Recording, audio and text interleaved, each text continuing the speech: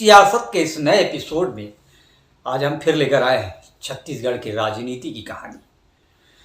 छत्तीसगढ़ की सियासी हलचल। इस नए एपिसोड को हमने नाम दिया है चक्रव्यूह। बिलाई टाकीज के इस नए एपिसोड चक्रव्यूह में मैं संतोष यादव आपका स्वागत करता हूँ और आज आपको बताऊंगा कि छत्तीसगढ़ की राजनीति में क्या चल रहा है, दुर्ग जिले की राजनीति में क्या चल रहा है। और जो दुर्ग जिले का छत्तीसगढ़ का सबसे चर्चित सीट रहने वाली है इस विधानसभा चुनाव में, पाटन, उसमें क्या चल रहा है। हम अपने इस नए एपिसोड में अब हर दिन आपको छत्तीसगढ़ के सियासी हाल बताएंगे। भारतीय जनता पार्टी में क्या चल रहा है वो बताएंगे, कांग्रेस में क्या चल रहा है वो बताएंगे, अन्य दलों में क्या चल रहा है वो बताएंगे और साथ ही हर दिन हर विधानसभा की आपको डिटेल बताएंगे। कौन प्रत्याशी हो सकता है ये बताएंगे, किसके जीतने और किसके हारने की संभावनाएं हैं ये बताएंगे। और तो आज सावन सोमवार का दिन, मैं आप सभी को सावन सोमवार की हार्दिक बधाई शुभकामनाएं देता हूँ।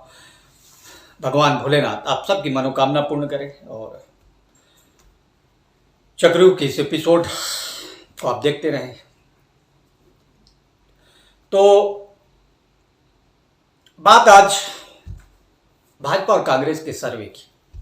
भाजपा और कांग्रेस का दोनों पार्टियों का अपना अंदरूनी सर्वे चल रहा है। दोनों पार्टियां विधानसभा वार सर्वे करवा रही है। दोनों पार्टियां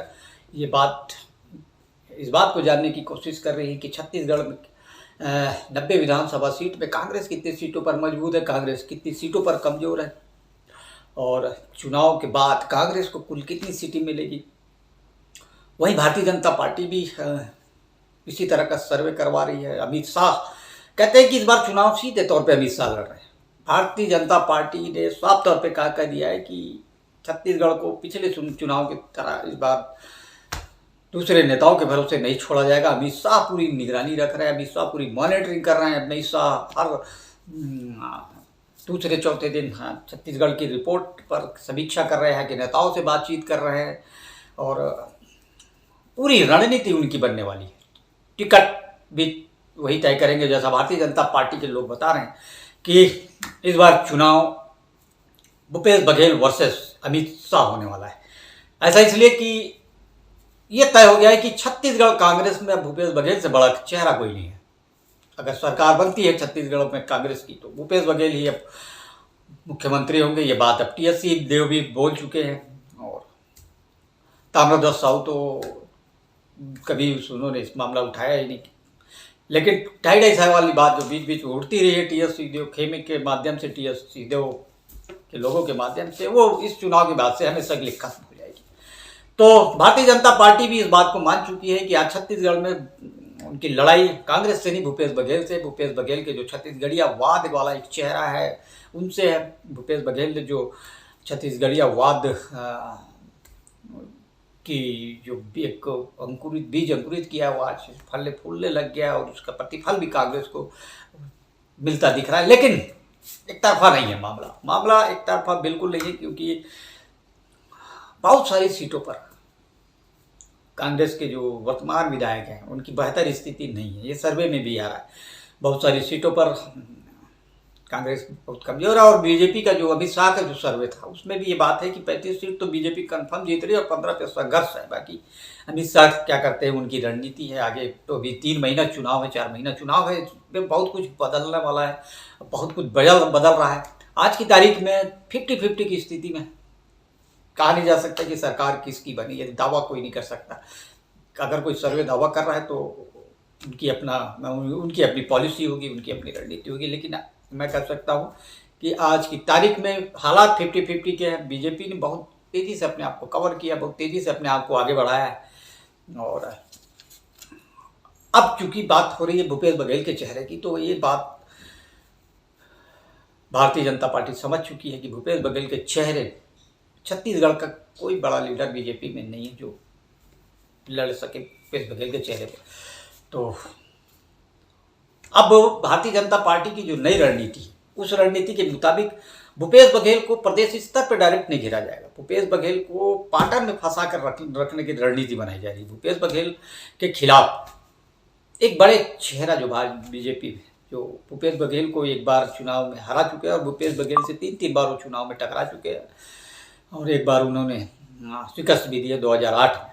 वो नाम है विजय बघेल का। विजय बघेल जो रिश्ते में भूपेश बघेल के भतीजा लगते हैं और आज दुर्ग के सांसद हैं और भारतीय जनता पार्टी ने उन्हें चुनावी घोषणा पत्र समिति का संयोजक बनाया। तो ये रणनीति है बीजेपी की, जो बात अंदर से आ रही है कि जो भारतीय जनता पार्टी और भूपेश बघेल को पाटन में ही फंसा के रखना चाहती है। तो सीधे अब ये कहा जा रहा है कि पाटन से विजय बघेल को चुनाव लड़ाएगी भारतीय जनता पार्टी। और कहीं ना कहीं विजय बघेल भी ये बात सार्वजनिक तौर पर कह चुके हैं, मीडिया के सामने कह चुके हैं कि अगर वो चुनाव लड़ेंगे तो पाटन से ही लड़ेंगे, मुख्यमंत्री के खिलाफ लड़ेंगे, अपने चाचा के खिलाफ, अपने काका के खिलाफ ही चुनाव लड़ेंगे।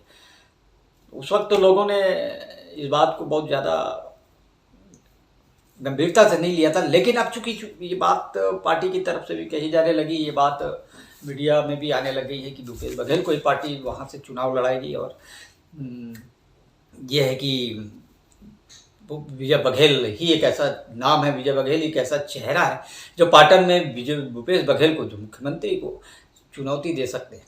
अब हार जीत तो बात की बात है, लेकिन चुनौती दे सकते हैं, टक्कर दे सकते हैं। तो इसलिए बीजेपी की बड़ी रणनीति, बीजेपी की एक और रणनीति है कि छत्तीसगढ़ के जितने विधायक हैं कांग्रेस के, उनको उनके विधानसभा में घेरा जाए, उनको उन्हीं की विधानसभा में उनकी जो कमजोरी है वो जनता के सामने ले जाई जाए, ताकि प्रत्येक विधानसभा में इसका फायदा बीजेपी को मिले। और एक चीज़ और है, जो अमित शाह की रणनीति है, वो पूरी ताकत यहाँ झोंकने वाले हैं। अभी महाराष्ट्र के और जो गुजरात के हैं उन विधायकों को 90 विधानसभाओं की जिम्मेदारी दी जाएगी, यहाँ कार्यकर्ताओं को रिचार्ज करने की जिम्मेदारी दी जाएगी, भाजपा में जान फूंकने की जिम्मेदारी दी जाएगी। तो ये बीजेपी की आने वाले समय की रणनीति है। और भूपेश बघेल के खिलाफ अब कांग्रेस की क्या रणनीति है, ये तो अभी इसका खुलासा भी धीरे धीरे होगा। लेकिन ये है कि भूपेश बघेल जिस तरीके से मेहनत कर रहे हैं, पूरा चुनाव उनके इर्द गिर्द सिमट चुका है, अभी लगातार वो युवाओं से भेंट मुलाकात कार्यक्रम कर रहे हैं, किसानों के लिए योजनाएं ला रहे हैं, जमीनी स्तर पर मेहनत कर रहे हैं। और एक कांग्रेस, छत्तीसगढ़ कांग्रेस को वो अपने कंधे पर लेकर वो जिम्मेदारी वो संभाल चुके हैं, लेकर चल रहे हैं अपने कंधों पे। तो दूसरी तरफ पूरी भारतीय जनता पार्टी है, विजय बघेल है, अमित शाह है।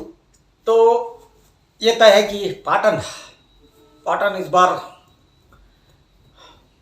सबसे चर्चित सीट रहेगा, पूरे छत्तीसगढ़ का सबसे चर्चित, पूरी छत्तीसगढ़ की नज़र पाटन सीट पर रहेगी। पाटन क्योंकि छत्तीसगढ़ का पहले से भी चर्चित सीट रहा है। पाटन स्वतंत्रता संग्राम सेनानियों का गढ़ है, स्वतंत्रता संग्राम सेनानी बहुत निकले यहाँ से, पाटन में से कि वो राजनीति का भी सेंटर पॉइंट माना जाता है, पॉलिटिक्स सेंटर हब आप कह सकते हैं, क्योंकि यहाँ से केजूराम वर्मा जैसे दिग्गज नेता, अनंतराम वर्मा जैसे दिग्गज नेता निकले, और यहीं से भूपेश बघेल भी निकले जो छत्तीसगढ़ के मुख्यमंत्री, तीसरे मुख्यमंत्री बने। और यहीं से विजय बघेल भी निकले जो दुर्ग के रिकॉर्ड वोटों से जीतने वाले सांसद बने।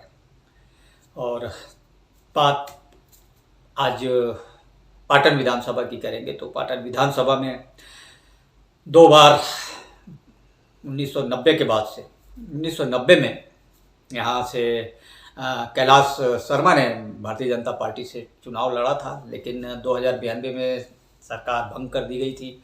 तो 93 में जब दोबारा चुनाव हुआ तो कैलाश शर्मा और भूपेश बघेल के बीच टक्कर हुई। केजूराम वर्मा भी उस वक्त चुनाव मैदान पे थे, लेकिन भूपेश बघेल की जीत हुई और भूपेश बघेल पहली बार 1993 में पाटन से विधायक बने। फिर 1998 में भी उन्हें कांग्रेस ने टिकट दिया और उन्होंने अपने निकटतम प्रतिद्वंदी निरुपमा चंद्राकर को हराया, भारतीय जनता पार्टी की प्रत्याशी थी।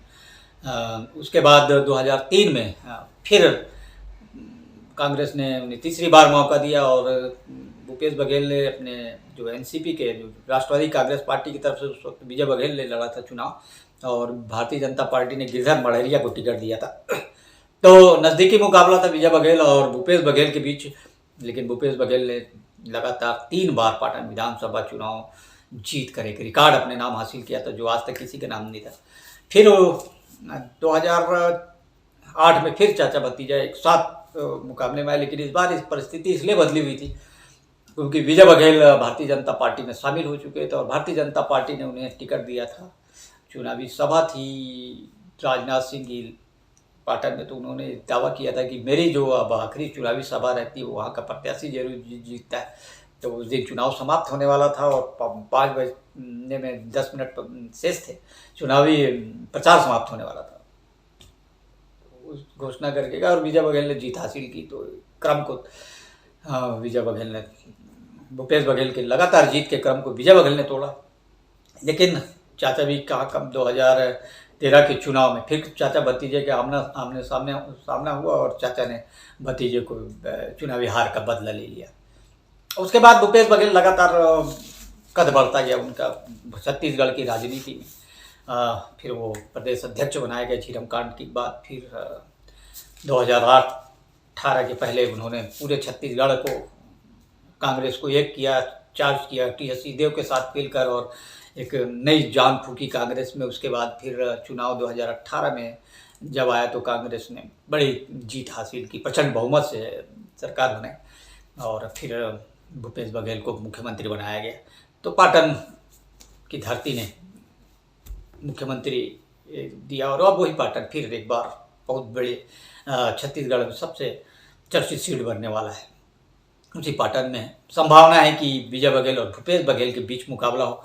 विजय बघेल जिस तरह से पाटन में सक्रिय हो चुके हैं, कल बड़ी संख्या में उन्होंने युवाओं को भाजपा में प्रवेश दिलवाया, तो राजनीतिक हलचल शुरू हो चुकी है। आगे क्या होगा कल हम बताएंगे। छत्तीसगढ़ की राजनीति में नए नए जो चीज़ घटेगी हम आपको लगातार संपर्क बताते रहेंगे। कल हम बताएंगे अहिवारा का हाल, अहिवारा में कांग्रेस का कौन प्रत्याशी हो सकता है, भाजपा का कौन प्रत्याशी हो सकता है, इसकी जानकारी हम कल के एपिसोड में आपको देंगे। तो हमारा ये एपिसोड आपको कैसा लगा कमेंट्स बॉक्स में ज़रूर बताइए और छत्तीसगढ़ की राजनीतिक हाल देखने के लिए हमारे चैनल को लाइक शेयर और सब्सक्राइब जरूर करें। तब तक के लिए नमस्कार।